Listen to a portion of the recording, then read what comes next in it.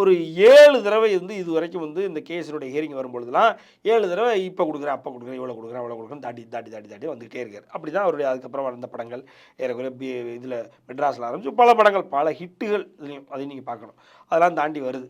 அது தாண்டி வரும்பொழுது இவர்கிட்ட ஒரு டிசிப்ளின் இல்லை, ஃபினான்ஷியல் டிசிப்ளின் இல்லை. அதை தான் நேற்றும் கோட் பண்ணியிருக்காங்க, போன வாரமும் கோட் பண்ணியிருக்காங்க.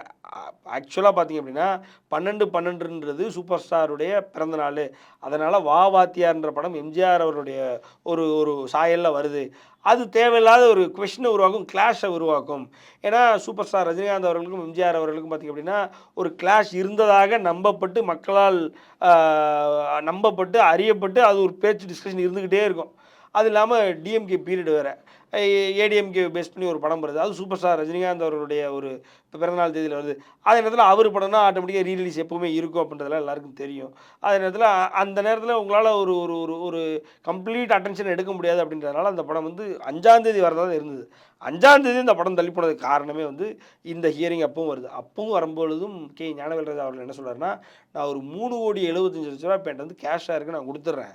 அது போக என்கிட்ட மூவபிள் ப்ராப்பர்ட்டி நிறைய இருக்குது, அதனுடைய டாக்குமெண்ட்ஸ்லாம் நான் சப்மிட் பண்ணிடுறேன். ஸோ இப்போ இதை எடுத்துக்கிட்டு தயவு செஞ்சு படத்தை ரிலீஸ் பண்ணுங்கன்னு கேட்குறாரு.